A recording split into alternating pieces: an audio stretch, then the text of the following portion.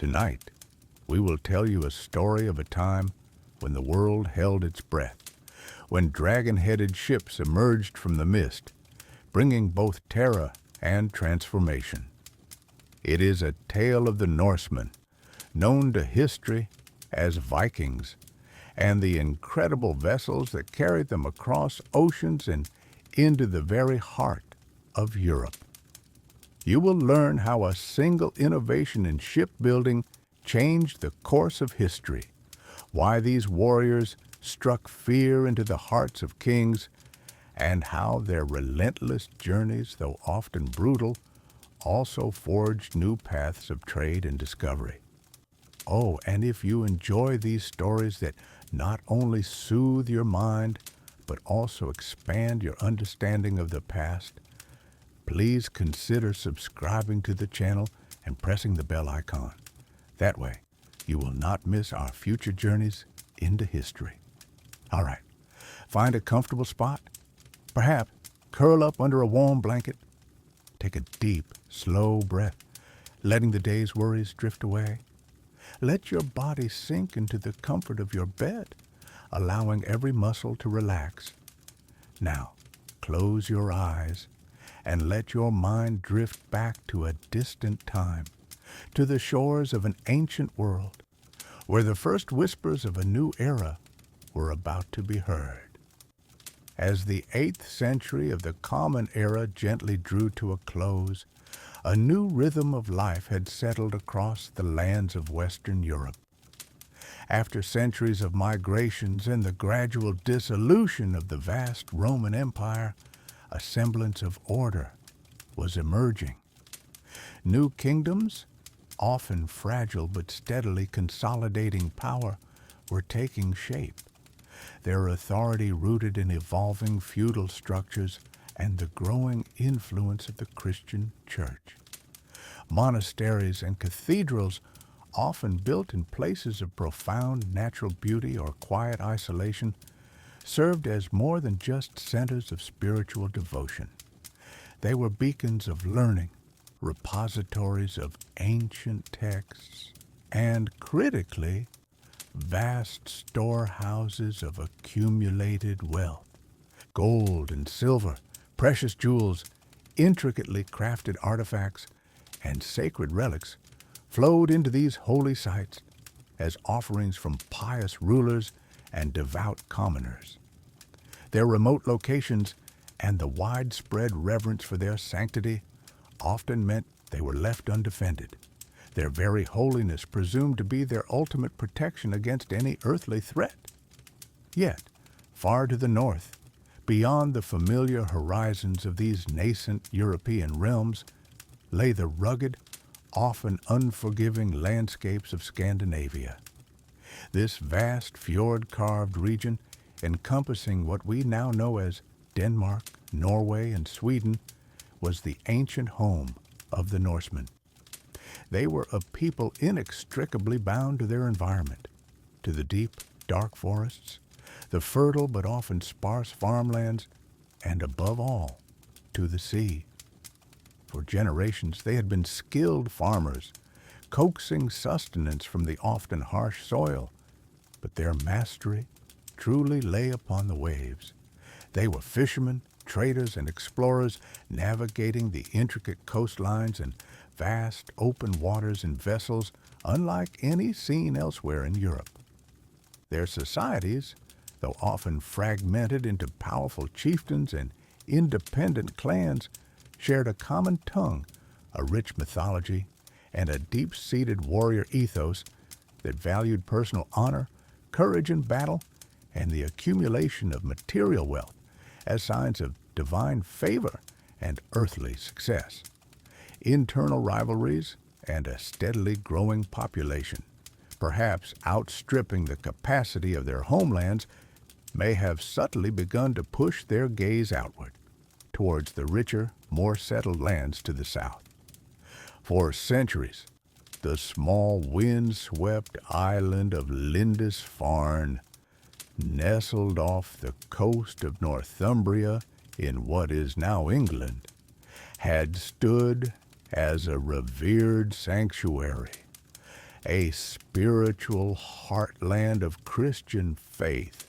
Its monastery, founded by the Irish monk St. Aidan in the 7th century, had become a shining example of monastic life, a place where devout monks dedicated their lives to prayer, meticulous scholarship, and the painstaking creation of illuminated manuscripts, such as the famous Lindisfarne Gospels, adorned with breathtaking artistry and often inlaid with gold and precious jewels. It was a place of profound peace, a symbol of divine grace, its quietude undisturbed, its treasures accumulated over generations without fear. Its inhabitants lived a life removed from worldly conflict, utterly unsuspecting of the profound and terrifying change that was about to break upon their shores. Then, in the summer of 793, the tranquil rhythm of Lindisfarne was violently shattered. On the horizon, dark, unfamiliar ships appeared. These were the legendary longships of the Norsemen, sleek and swift, their high prows often carved into the fearsome, iconic shapes of dragons or serpents. Designed for both deep-sea voyages and shallow river navigation, they were the perfect vessels for swift, unexpected incursions. On that fateful day, they carried not traders seeking exchange, nor pilgrims seeking solace, but hardened warriors driven by a desire for plunder and glory. They descended upon Lindisfarne with shocking speed and brutal efficiency. The unsuspecting monks, caught completely unprepared, could offer no resistance. The sacred altars were desecrated, their holy relics torn from their shrines, and the precious manuscripts, irreplaceable works of art and devotion, were either ruthlessly stolen or senselessly destroyed. The monastery itself was mercilessly sacked, its buildings set ablaze, their timbers crackling and spitting as flames devoured centuries of piety. Many of the monks were brutally slain, their lives ended abruptly in a torrent of violence, while others, stripped of their robes and dignity, were dragged away in chains, destined to be sold into slavery in distant lands. The cries of the dying mingled with the guttural shouts of the raiders, and the quiet, holy air of Lindisfarne filled with the acrid scent of smoke and the tangible presence of profound fear. News of the Lindisfarne raid spread like a chilling wind across the entirety of Christian Europe, carried by terrified survivors, horrified merchants, and despairing chroniclers. It was an event unprecedented in its audacious scope and its shocking brutality, striking not at a military stronghold, but at the very heart of what was considered sacred and inviolable by the Christian world. Alcuin, a prominent Anglo-Saxon scholar and advisor at the court of Charlemagne, the most powerful ruler of the age, wrote in anguish of the heathen attack, lamenting the desecration of God's sanctuary and questioning the very meaning of divine protection. This was not merely an isolated act of piracy, a chance encounter with brigands. It was a stark, terrifying declaration from an unknown, formidable force. For centuries, Europe had largely directed its attention inward or towards the familiar threats from the south and east.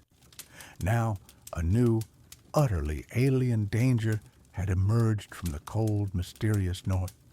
The longships bearing these enigmatic, fearsome warriors had arrived, and with their arrival, the era that would forever be known as the Viking Age had truly, violently begun. This single, devastating event on a small holy island signaled the dawn of a new, tumultuous chapter in European history, one that would be defined for the next 3 centuries by the sudden, relentless expansion of the Norse peoples. Their incursions were driven by a complex interplay of factors, perhaps an increasing population seeking new lands, internal political struggles for power and influence, or an insatiable hunger for the vast wealth accumulated in the more settled southern land. It was a time when the fabric of societies would be tested, when coastal communities would learn to live in perpetual fear of the sea, and when the understanding of the world would forever be reshaped by the long, menacing shadow of the dragon-headed ships, heralding an age of both terror and transformation. The Lindisfarne raid, you see, was just the chilling prelude, a brutal awakening for a continent largely unprepared for the terror that would follow. What truly amplified the horror, what made the Norsemen such terrifyingly effective adversaries, was not just their ferocity, but the revolutionary vessel that carried them across the waves, the Longship. It was more than a mere boat. It was an extension of their very will, a symbol of their daring, and the engine that propelled the entire Viking Age into being. Imagine, if you will, a vessel unlike any other known to the coastal peoples of Europe during that tumultuous time.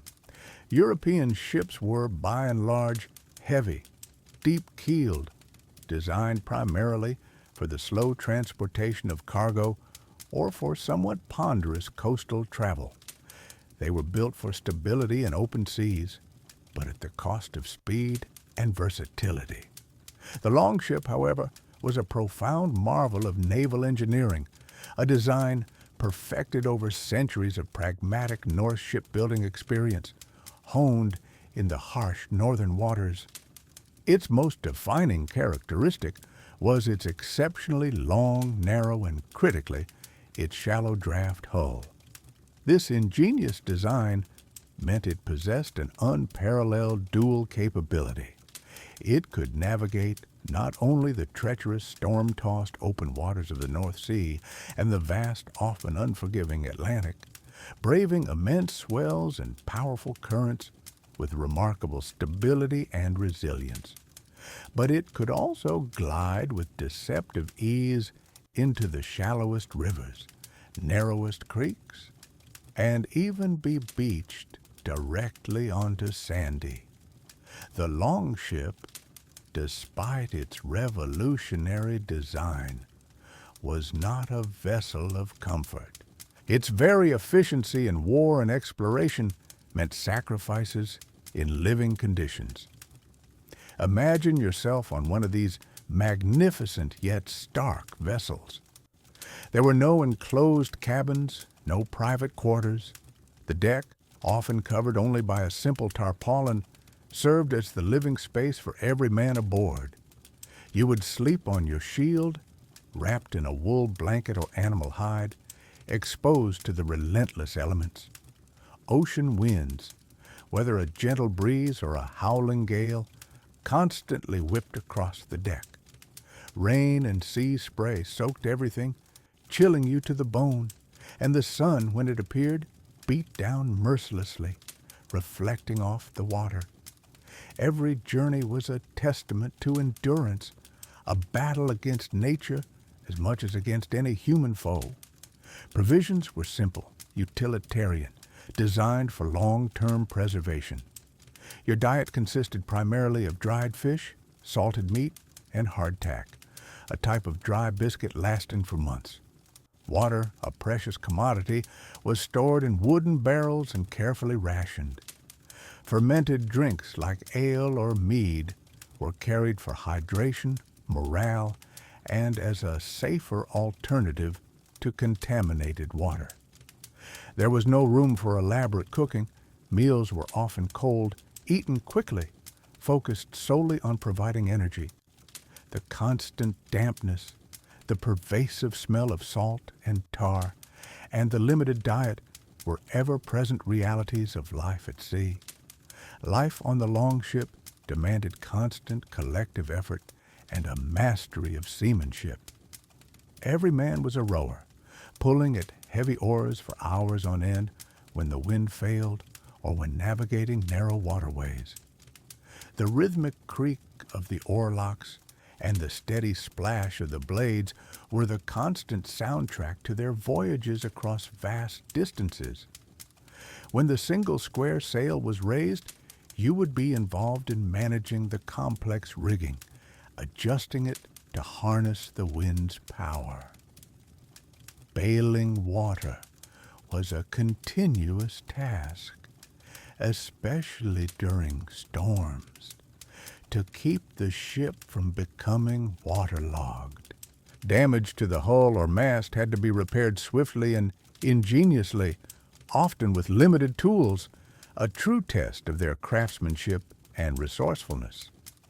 The ship was a living entity, and its survival depended on the coordinated efforts and skills of every individual aboard. Navigation, for these Norsemen, was an art, a profound connection to the natural world.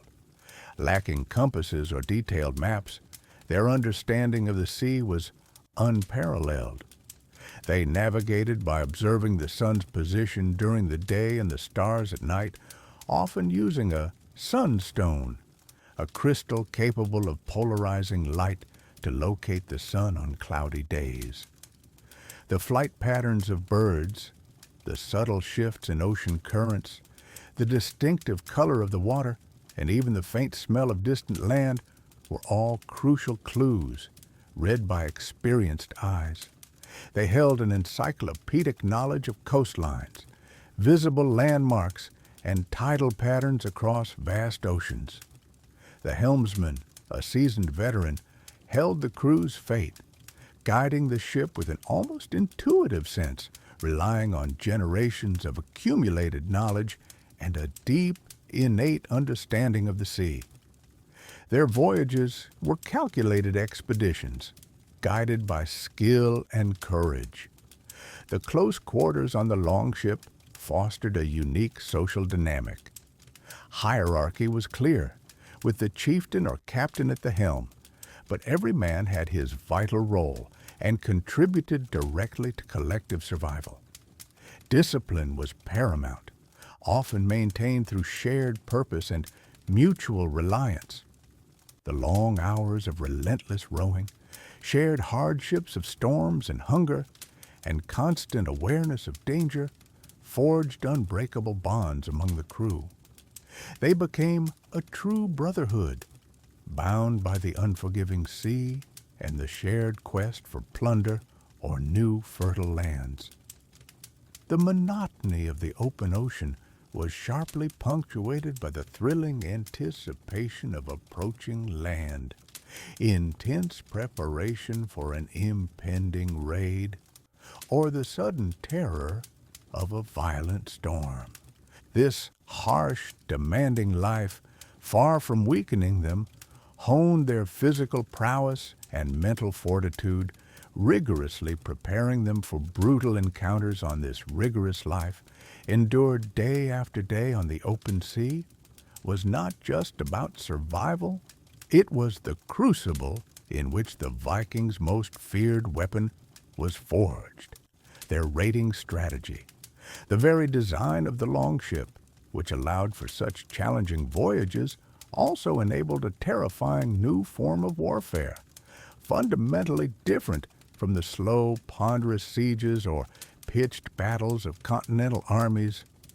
Its shallow draft meant these vessels could navigate not only the vast, unpredictable oceans, braving storms and swells, but also when these formidable dragon-headed vessels, with their imposing, often intricately carved prows, appeared, frequently without any prior warning, on the distant horizon, or emerged silently from a thick morning mist.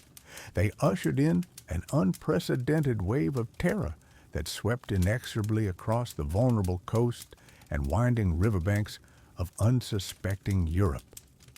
The small, often isolated communities and burgeoning settlements targeted by the Vikings were, almost without exception, utterly unprepared for such swift, brutal, and truly unexpected incursions. Their defenses, if they had any at all, were designed for land-based threats, not for enemies arriving by sea with such lightning speed.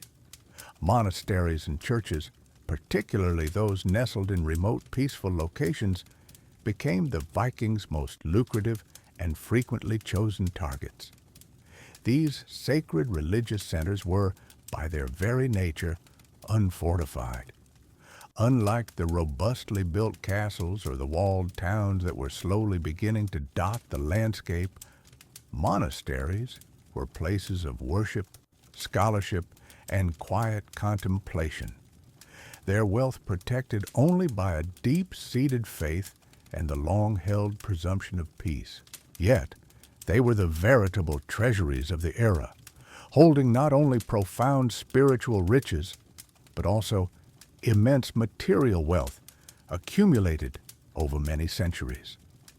Within their hallowed walls lay gold and silver chalices, intricately jeweled crosses. The appearance of formidable dragon-headed Viking vessels brought an unprecedented wave of terror to unprepared European coasts and riverbanks through swift, brutal incursions. Unfortified monasteries and churches, rich in accumulated wealth, became particularly lucrative and vulnerable targets for these attacks. Yet, to see these magnificent longships as mere instruments of plunder would be to misunderstand the complete picture of their purpose and the Norse spirit. These same vessels, so feared by coastal dwellers, were also the lifeblood of vast, intricate trade networks and the vanguard of audacious voyages of exploration that spanned oceans and ultimately reshaped the known world. The longship, with its shallow draft, remarkable stability, and formidable clinker-built construction, was perfectly suited not only for swift raids, but also for the demanding rigors of long-distance commerce. Norse traders, often the same seasoned individuals who participated in raids, utilized these versatile ships to connect distant lands, carrying goods across the churning waters of the Baltic Sea, navigating the winding river systems of Eastern Europe into what is now Russia, and even venturing as far as Byzantium, the grand capital of the Byzantine Empire, and the bustling, diverse markets of the Islamic world in the south.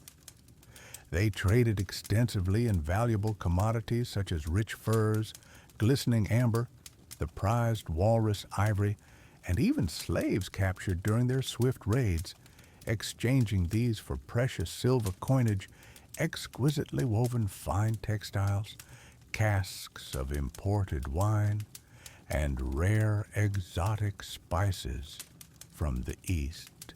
This extensive and perilous trade was a vital component of the burgeoning Viking economy, generating immense wealth for their communities and fostering significant, if sometimes violent, cultural exchange.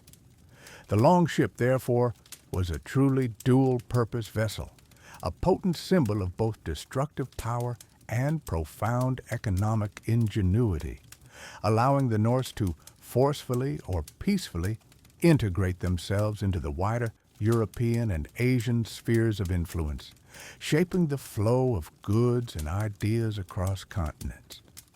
Beyond the immediate pursuit of wealth, whether through brutal raid or meticulous trade, lay an insatiable, deep-seated drive for discovery. The Norse, facing increasing pressures such as burgeoning populations in their traditional homelands, political consolidation under new kings, and sometimes the desire to escape established hierarchies, sought new horizons, new lands to settle, cultivate, and claim as their own. Their longships, robust and inherently seaworthy, were the ideal vehicles for such ambitious undertakings, capable of enduring the fierce, unpredictable storms and vast, empty expanses of the North Atlantic. The creak of timber, the spray of cold salt water and the constant hum of the wind in the rigging became the soundtrack to their relentless westward push. One of their most significant exploratory achievements was the monumental discovery and subsequent widespread settlement of Iceland, a remote, starkly beautiful volcanic island in the North Atlantic. Norse explorers, many of them seeking new pastures, fertile land for their livestock, and a degree of freedom from the emerging monarchies of Norway, began arriving in waves in the late 9th century.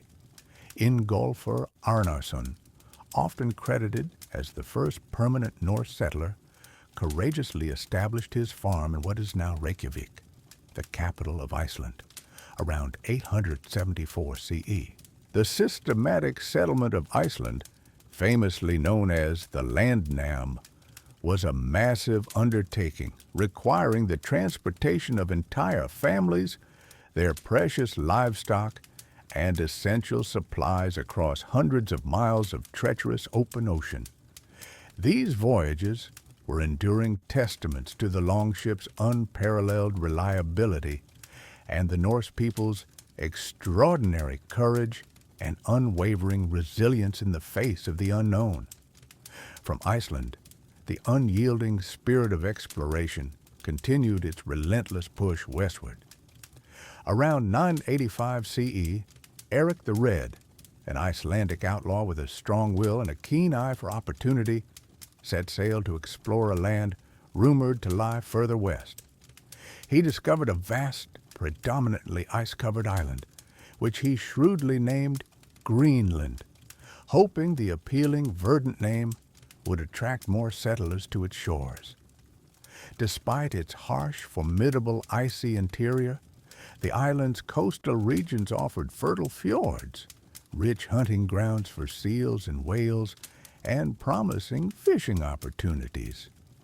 Eric the Red successfully established the first Norse settlements on Greenland, demonstrating an incredible feat of human endurance and adaptation in a truly challenging remote environment. The Longships were once again utterly instrumental in transporting thousands of settlers, their animals, and all the vital necessities of life to this distant, unforgiving land, forging a new Norse presence in the Arctic. The ultimate frontier of their westward journey was reached by Leif Erikson, the son of Eric the Red. Driven by the tantalizing tales of land sighted by another voyager, Bjarni Herjolfsson, Leif Erikson set sail from Greenland around the year 1000 CE, venturing into uncharted waters. He explored a vast forested landmass to the west, discovering 3 distinct regions: Helluland, likely what is now Baffin Island, described as a desolate land of flat, barren stones; Markland, probably the coastal region of Labrador, characterized by its dense forests, suitable for timber; and Vinland, widely believed to be the northern tip of Newfoundland, where wild grapes or abundant berries grew, giving the land its appealing name. The Norse made several attempts to establish temporary settlements in Vinland, building modest camps and even attempting to trade with the indigenous peoples, whom they referred to as Skrælings. However, these brave attempts were ultimately short-lived and unsustainable, primarily due to fierce conflicts with the native inhabitants and the immense logistical distances from their established bases in Greenland and Iceland. Despite the limited success of these nascent settlements, Leif Erikson's monumental voyage unequivocally marked the first known European contact with North America, centuries before Christopher Columbus's more widely recognized arrival. Thus, the Longship was far more than a raiding vessel. It was the indispensable engine of an entire civilization's ambitious expansion, enabling not only the fearsome destructive raids that instilled widespread terror across Europe, but also the peaceful yet often challenging exchange of valuable goods and the monumental boundary-pushing voyages of discovery that fundamentally reshaped the known world. Its sleek hull, shallow draft, and powerful square sail carried not just fierce warriors, but also shrewd traders, determined settlers, and the enduring dreams of new beginnings, linking disparate parts of the globe and leaving an indelible, complex mark on the tapestry of human history. The Longship, as you now understand, was not merely a vessel for swift surprise attacks or distant voyages of discovery. It was a strategic weapon, a mobile base, and a symbol of Norse ambition that enabled expeditions on a scale previously unimaginable. It allowed Viking leaders, often figures of immense personal charisma and tactical brilliance, to orchestrate campaigns that would reshape the political landscape of Europe for centuries.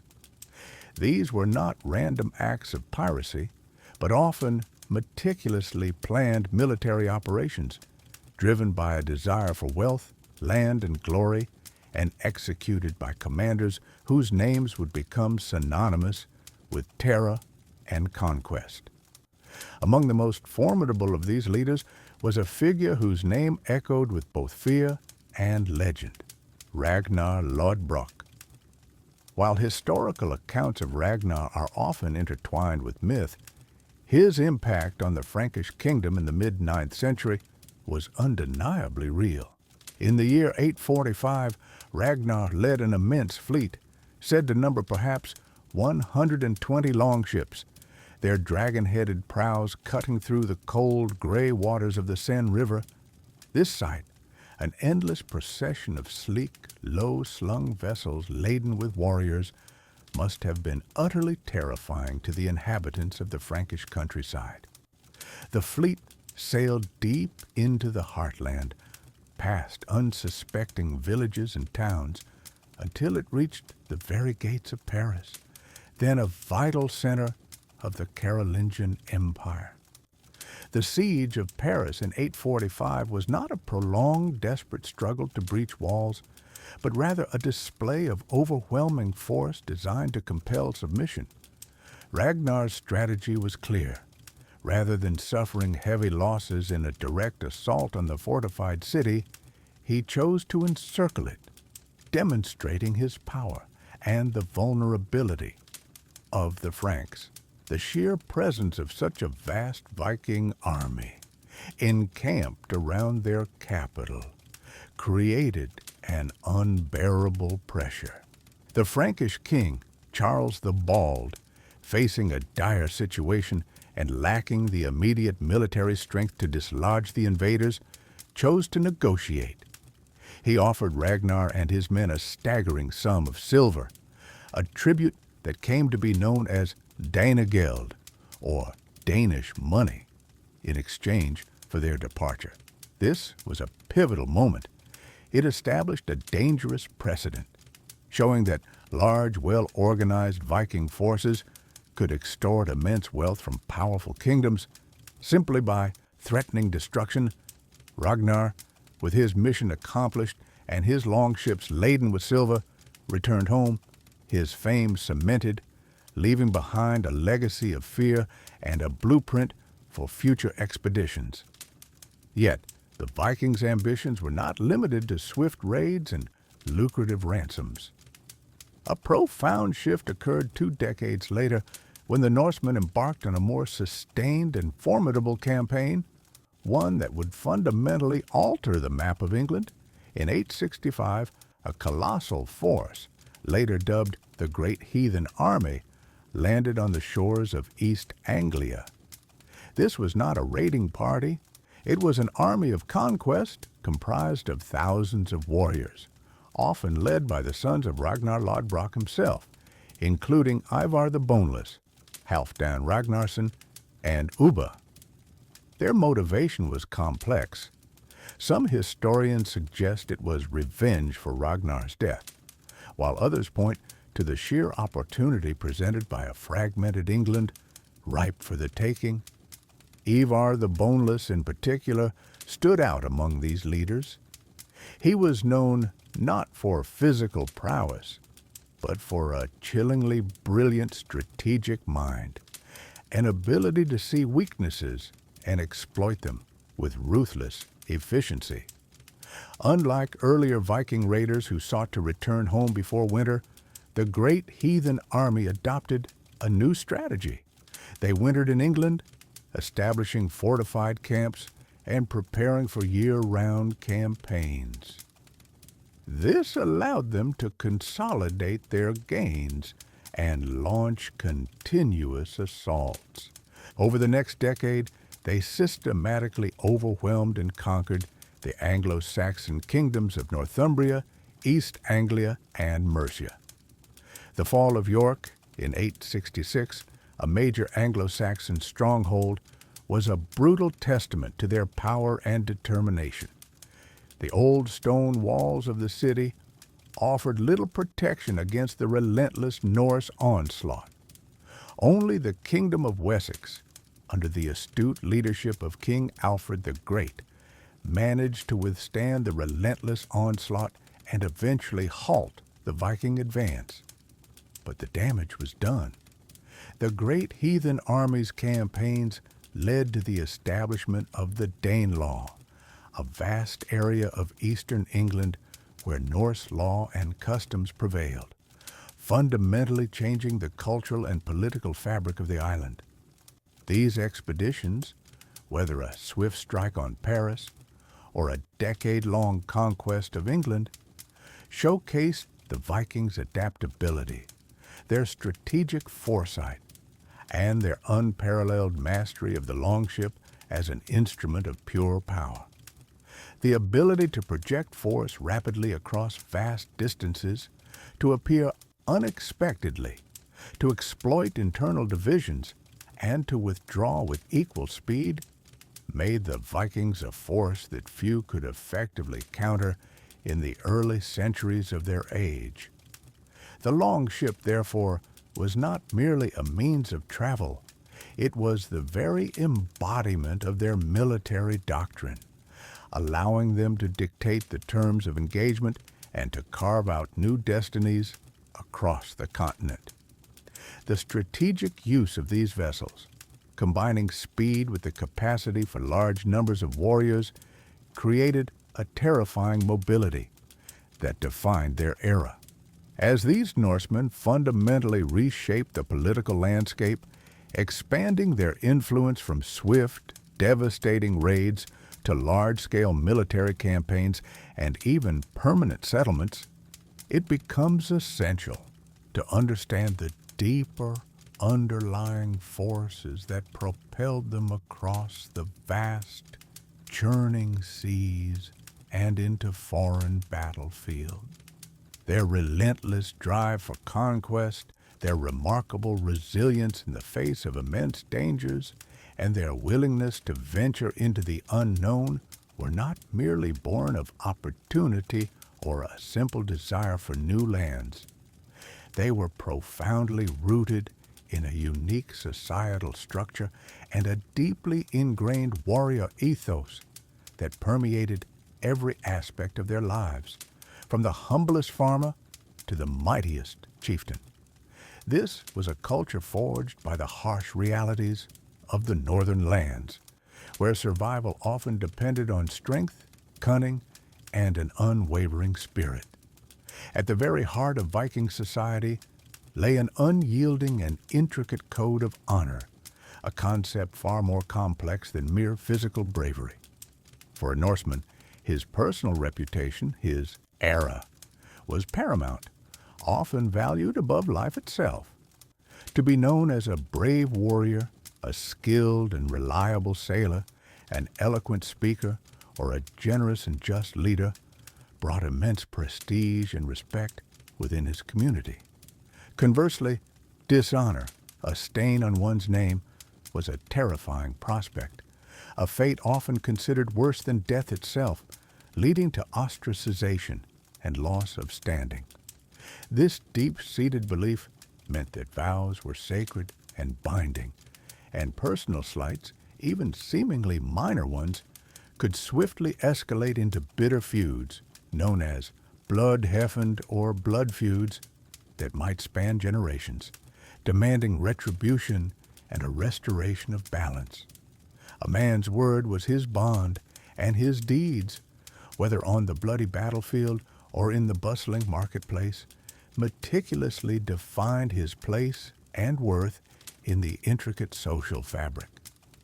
You would find that even their epic sagas, meticulously passed down through oral tradition and later written, served not just as captivating tales, but as detailed records of both valor and treachery, acting as both moral compasses and historical archives for future generations.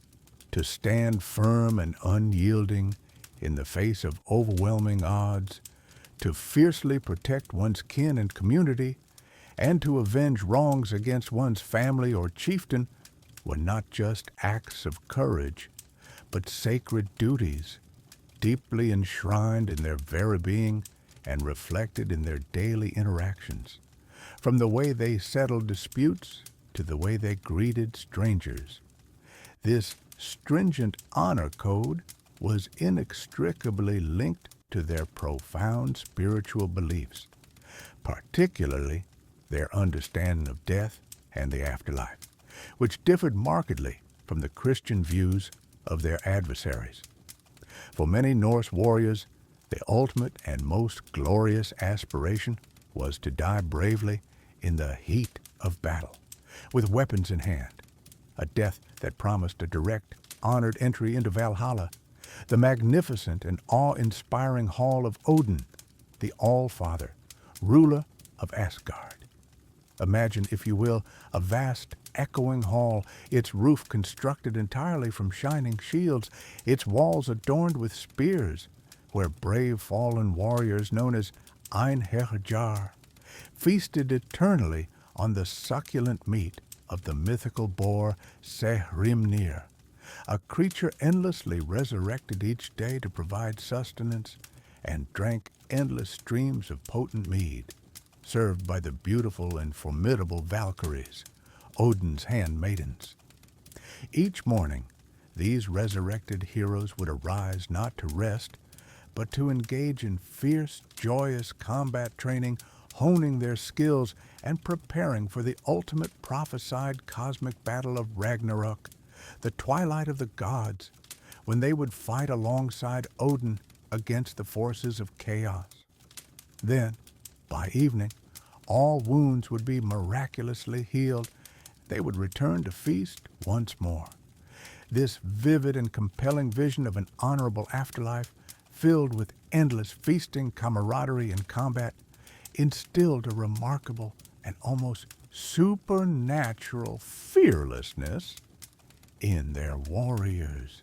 For a Viking, death on the battlefield was not a terrifying end, but a glorious and celebrated transition, a direct path to an eternal existence of honor and combat, alongside the greatest heroes and even the gods themselves.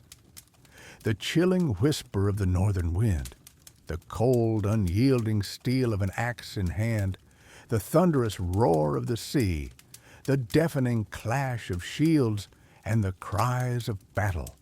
These were not sounds of impending doom, but rather the very symphony of destiny, leading them not to oblivion, but to an eternally honored place within the halls of the gods, a fate truly desired.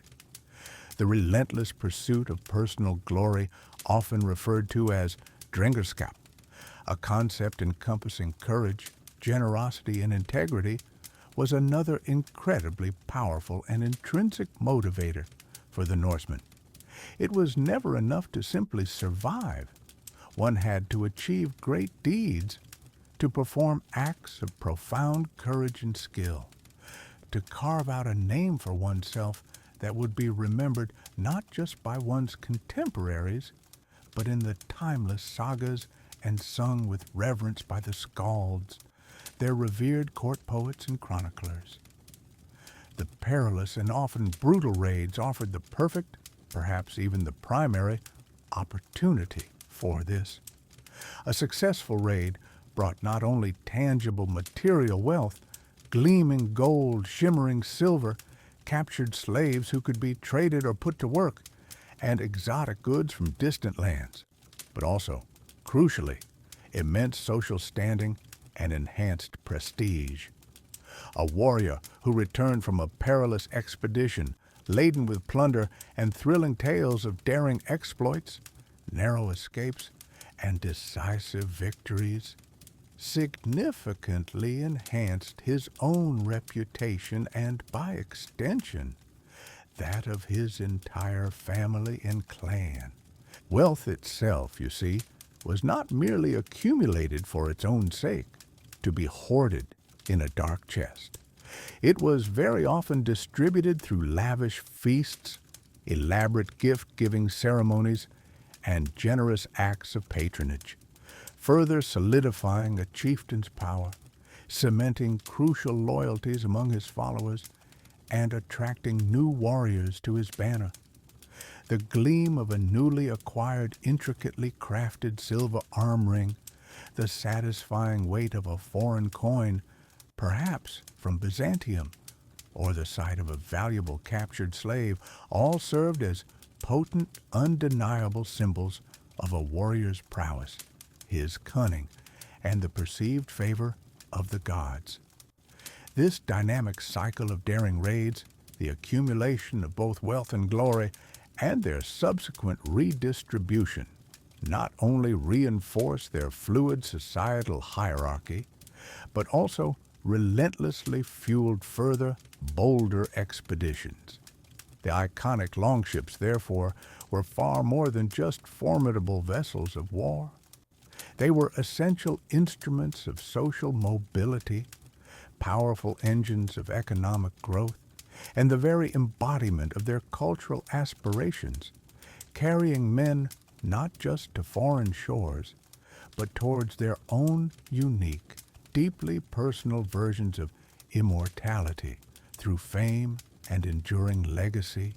The relentless ferocity of the Norse incursions, though born from their unique societal structure and warrior ethos, ironically compelled the fractured kingdoms of Europe to forge new forms of resistance. Initially, the coastal communities and monasteries were easy prey, caught entirely by surprise by the sudden appearance of the swift longships.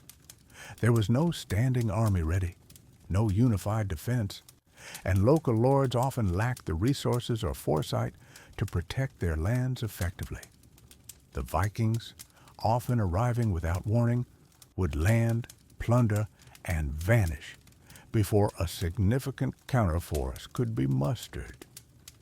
This era of profound vulnerability, however, could not last forever. As the raids intensified and spread deeper inland, the targeted peoples began to adapt. The first and most immediate response was the construction of fortifications. In England, King Alfred the Great, a visionary leader who faced the full brunt of Viking attacks, spearheaded the creation of a network of fortified towns known as burhs. These were strategically placed strongholds, often built on existing Roman ruins or natural defensive sites, designed not only as refuges for the local population, but also as bases from which a mobile army could operate. Their thick stone walls and ditches offered protection against swift assaults, forcing the Vikings to either bypass them or undertake lengthy, resource-intensive sieges, which was contrary to their preferred hit-and-run tactics.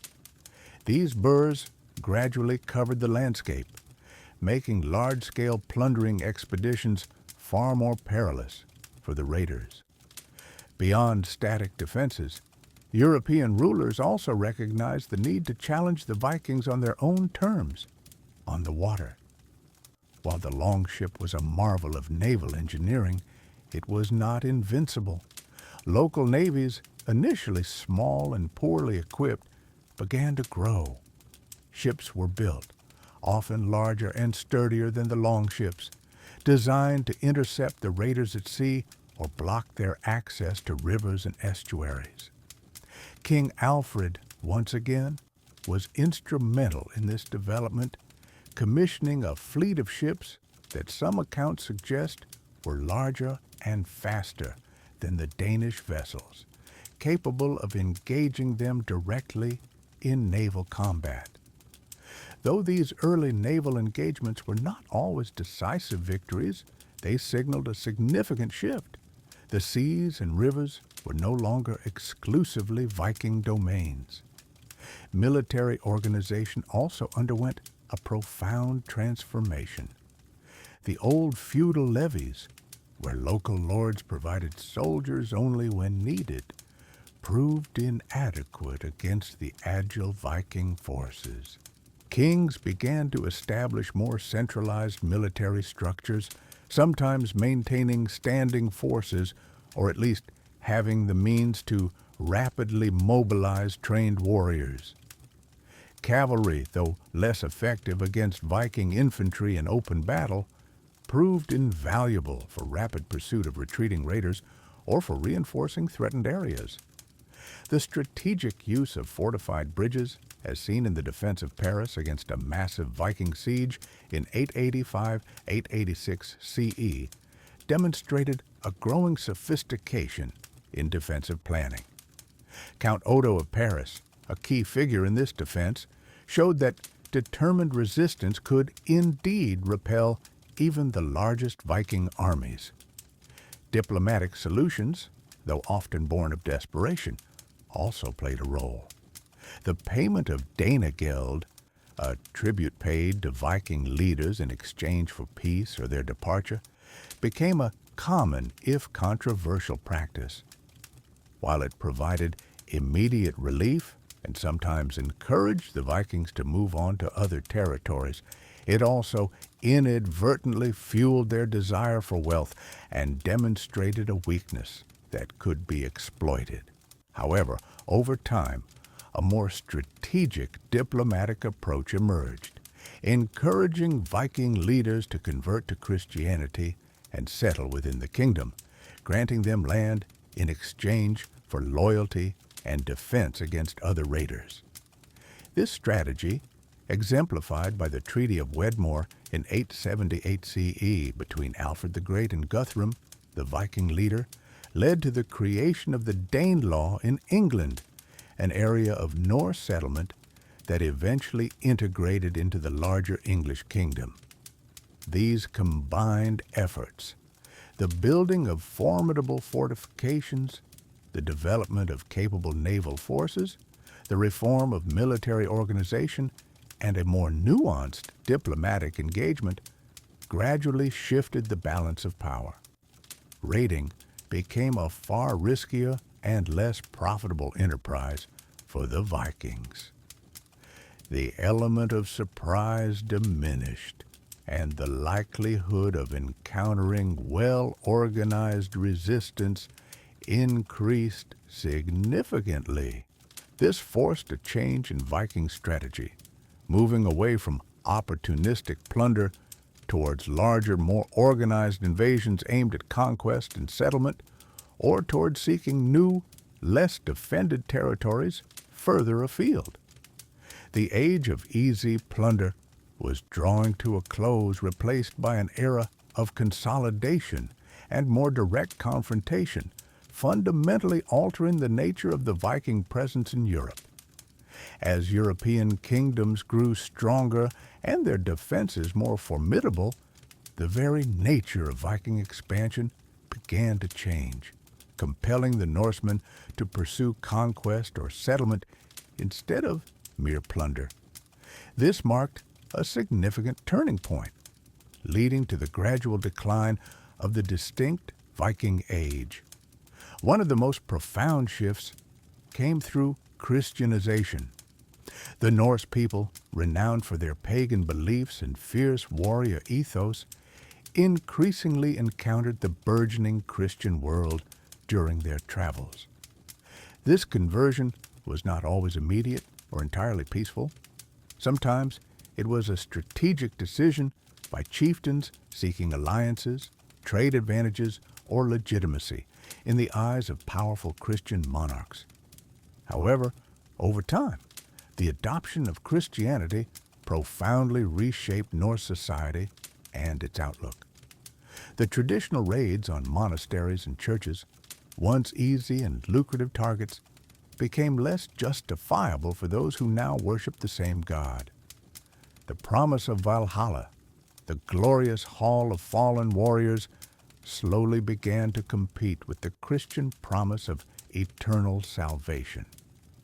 This fundamental shift in belief gradually softened the aggressive edge of their overseas ventures, transforming ruthless raiders into settlers and eventually into kings and counts within the established European framework.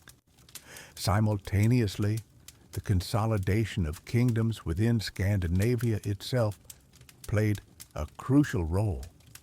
In their homelands, powerful centralized monarchies began to emerge in Denmark, Norway, and Sweden.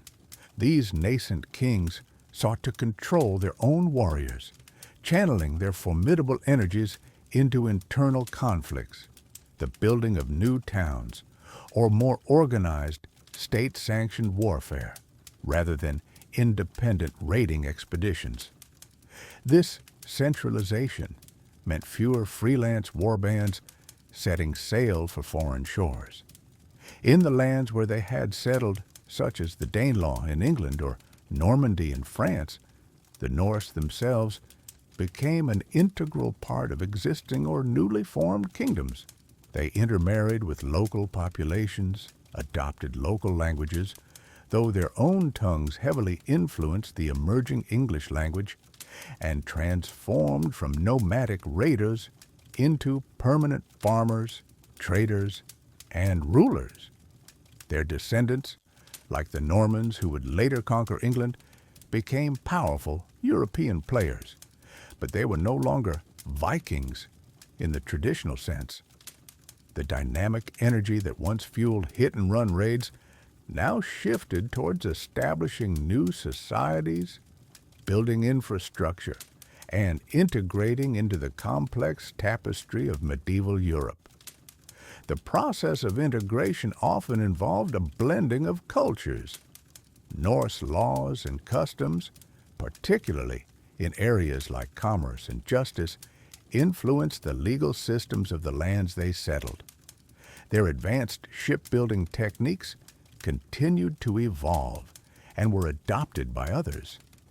The strategic locations of their settlements often grew into thriving trade hubs, connecting the far north with the established markets of the south and east. The once feared longships, while still used for transport, increasingly carried goods rather than warriors, their cargo holds filled with furs, timber, and fish instead of plunder. The symbolic end of the Viking Age is often marked by the Battle of Stamford Bridge in 1066. There, the Norwegian king Harald Hardrada, a formidable warrior, at the last great Viking claimant to the English throne, was defeated and killed. This battle, occurring just weeks before William the Conqueror's Norman invasion, signaled the close of an era where independent Norse war chiefs could profoundly alter the political landscape of Europe through raiding. The age of the roving Viking had largely passed, replaced by an age of consolidated kingdoms and more formalized warfare. Yet, the lasting legacy of the Vikings is undeniable and stretches far beyond the period of their raids. Geographically, their settlements left an indelible mark, from the naming conventions in parts of England where towns ending in by, like Derby or Grimsby, denote Norse origins, to the establishment of distant colonies in Iceland and Greenland, and even the brief, intrepid exploration of North America, centuries before Columbus. Linguistically, their influence is still present in the English language, contributing hundreds of words that are common today, such as sky, leg, anger, berserk, and husband. Politically and culturally, they forged powerful new states, most notably the Duchy of Normandy, whose very name derives from Norsemen, and whose inhabitants would reshape England. Their sagas and myths, rich with tales of gods, heroes, and epic voyages, continue to fascinate and inspire, offering a window into their worldview. The Viking Age, though often remembered for its brutality, was also a period of immense exploration, sophisticated trade, and profound cultural exchange. It forced European kingdoms to adapt and innovate, contributing to the development of feudal systems and opening up new trade routes across the continent and beyond. Thus, the shadow of the dragon-headed longship eventually receded, but the indelible mark of the Norsemen remained, woven into the very fabric of European history and shaping the world we know today.